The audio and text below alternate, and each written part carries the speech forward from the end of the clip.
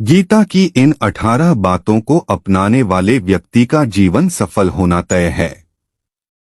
जुआ, मदिरापान, परस्त्रीगमन, अनैतिक संबंध, हिंसा, असत्य, मद, आसक्ति और निर्दयता, इन सब में कलयुग का वास है। भगवद गीता में भगवान श्री कृष्ण ने न केवल ज्ञान की बातें बताई हैं, बल्कि जीवन जीने की कलाओं के बारे में भी बताया है।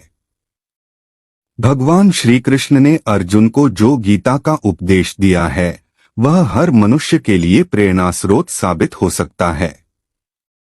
गीता में भगवान श्री कृष्ण अर्जुन को उपदेश देते हैं कि जो भी मनुष्य भगवद गीता की 18 बातों को अपनाकर अपने जीवन में उतारता है, वह सभी दुखों से, वासनाओं से, क्रोध से, ईर्ष्या से, लोभ से, मोह से, लालच आदि के बंधनों से मुक्त हो जाता है।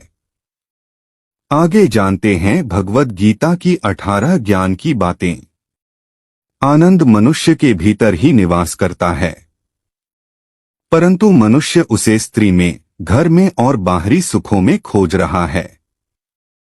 श्री कृष्ण कहते हैं कि भगवान उपासना केवल शरीर से ही नहीं बल्कि मन से करनी चाहिए। भगवान का वंदन उन्हें प्रेम बंधन में बांधता है।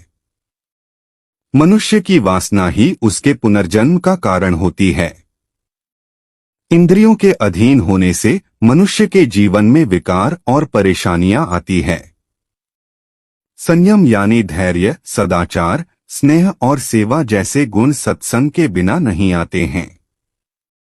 श्री कृष्ण कहते हैं कि मनुष्य को वस्त्र बदलने की आवश्यकता नहीं है, आवश्यकता हृदय परिवर्तन की है।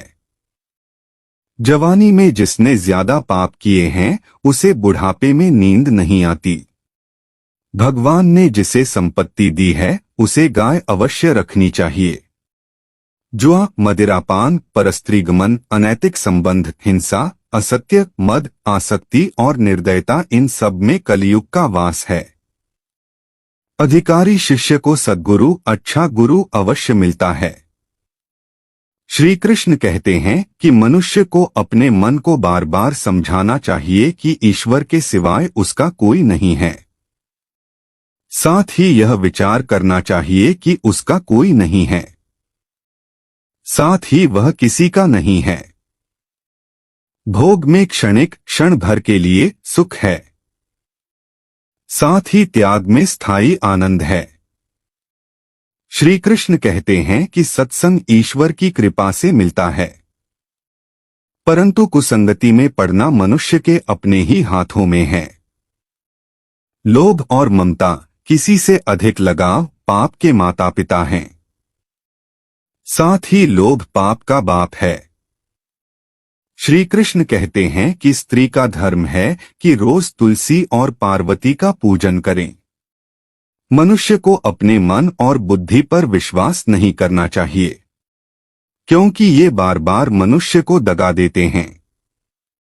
खुद को निर्दोष मानना बहुत बड़ा दोष है। यदि पति पत्नी को पवित्र जीवन बिताएं, तो भगवान पुत्र के रूप में उनके घर आने की इच्छा रखते हैं। भगवान इन सभी कसौटियों पर कसकर, जांच परख कर ही मनुष्य को अपनाते हैं। हिंदू धर्म ग्रंथ गीता से सीखिए लाइफ मैनेजमेंट तरीके। हमें अपने देखने के नजरिए को शुद्ध करना होगा और ज्ञान व कर्म को एक रूप में देखना होगा, जिससे हमारा नजरिया बदल जाएगा। हिंदू धर्म ग्रंथ गीता का काफी महत्व माना जाता है। महाभारत युद्ध के दौरान श्री कृष्ण ने अर्जुन को गीता का पाठ पढ़ाया था, जिससे अर्जुन जन्म मरण के बंधन से मुक्त होकर युद्ध करने के लिए सज्ज हो पाए। गीता के उपदेश आज के समय में भी कारगर साबित होते हैं, जो जीवन को सुव्यवस्थित करने का तरीका बताते हैं। गीता के 3 अध्याय में भगवान कृष्ण अर्जुन को कर्म का महत्व बताते हुए कहते हैं, हे अर्जुन, मैं स्वयं नारायण का अंश हूँ और मेरे लिए कोई कर्म बाकी नहीं है, लेकिन फिर भी मैं बिना आलस किए कर्म करता रहता हूँ, क्योंकि प्रकृति मनुष्य को कर्म करने के लिए बाध्य करती है। कर्म के बिना जीवन शून्य है। बीते कल और आने वाले कल की चिंता नहीं करनी चाहिए, क्योंकि जो होना है वही होगा। जो होता है अच्छा ही होता है, इसलिए वर्तमान का आनंद लो। नाम, पद, प्रतिष्ठा, संप्रदाय, धर्म, स्त्री या पुरुष हम नहीं हैं, और न यह शरीर हम हैं। ये शरीर अग्नि, जल, वायु, पृथ्वी, आकाश से बना है और इसी में मिल जाएगा। लेकिन आत्मा स्थिर है और हम आत्मा हैं। आत्मा कभी न मरती है, न इसका जन्म है और न मृत्यु। आत्मभाव में रहना ही मुक्ति है। परिवर्तन संसार का नियम है। यहाँ सब बदलता रहता है। इसलिए सुख दुख, लाभ हानि, जय पराजय, मान अपमान आदि में भेदों में एक भाव में स्थित रहकर हम जीवन का आनंद ले सकते हैं। अपने क्रोध पर काबू रखें। क्रोध से भ्रम पैदा होता है और भ्रम से बुद्धि विचलित होती है। इससे स्मृति का नाश होता है और इस प्रकार व्यक्ति का पतन होने लगता है। क्रोध, कामवासना और भय ये हमारे शत्रु हैं। अपने को भगवान के लिए अर्पित कर दो, फिर वो हमारी रक्षा करेगा और हम दुख, भय, चिंता, शोक और बंधन से मुक्त हो जाएंगे। हमें अपने देखने के नजरिए को शुद्ध करना होगा और ज्ञान व कर्म को एक रूप में देखना होगा, जिससे हमारा नजरिया बदल जाएगा। अशांत मन को शांत करने के लिए अभ्यास और वैराग्य को पक्का करते जाओ, अन्यथा अनियंत्रित मन हमारा शत्रु बन जाएगा। हम जो भी कर्म करते हैं उसका फल हमें ही भोगना पड़ता है। इसलिए कर्म करने से पहले विचार कर लेना चाहिए। कोई और काम पूर्णता से करने से कहीं अच्छा है कि हम अपना ही काम करें, भले वह अपूर्ण क्यों न हो। सभी के प्रति समता का भाव, सभी कर्मों में कुशलता और दुख रूपी संसार से वियोग का नाम योग है। नौकरी या पढ़ाई में सफलता पाने के लिए गीता की इन बातों का रखें ध्यान। गीता में कहा गया है कि मन पर नियंत्रण बेहद जरूरी है, क्योंकि ज्यादातर हमारे दुखों का कारण मन ही होता है। यह अनावश्यक और निरर्थक इच्छाओं को जन्म देता है और यदि इच्छा पूरी नहीं हो पाए तो विचलित कर देता है। कहा जाता है कि गीता में जीवन की हर एक परेशानी का हल मिल जाता है। महाभारत युद्ध में भगवान श्री कृष्ण ने अर्जुन को तब गीता का पाठ पढ़ाया था जब उनके कदम युद्ध भूमि में डगमगाने लगे थे। गीता के उपदेशों को सुनकर अर्जुन अपने लक्ष्य को पूरा करने की तरफ अग्रसर हुए। गीता कर्म करने और जीवन में आगे बढ़ते रहने की प्रेरणा देती है। यहाँ हम गीता के उन 5 उपदेशों की बात करेंगे जिन पर अमल करने से आप जीवन के किसी भी क्षेत्र में सफलता हासिल कर सकते हैं। गीता के अनुसार क्रोध से भ्रम पैदा होता है, भ्रम से बुद्धि व्यग्र हो जाती है। जब बुद्धि व्यग्र होती है तब तर्क नष्ट हो जाते हैं।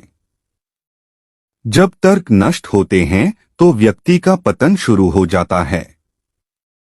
तात्पर्य, गुस्सा किसी भी व्यक्ति को इस हद तक प्रभावित करता है कि वह अपना नाश खुद ही कर लेता है। आज के दौर में गीता में कही गई ये बात काफी कारगर साबित होती है, क्योंकि इंसान कहीं न कहीं गुस्से में आकर आगे बढ़ने की राह मुश्किल कर लेता है। मनुष्य का मन भी कई बार सफलता की राह में बाधा उत्पन्न करता है। गीता में कहा गया है कि मन पर नियंत्रण बेहद जरूरी है, क्योंकि ज्यादातर हमारे दुखों का कारण मन ही होता है।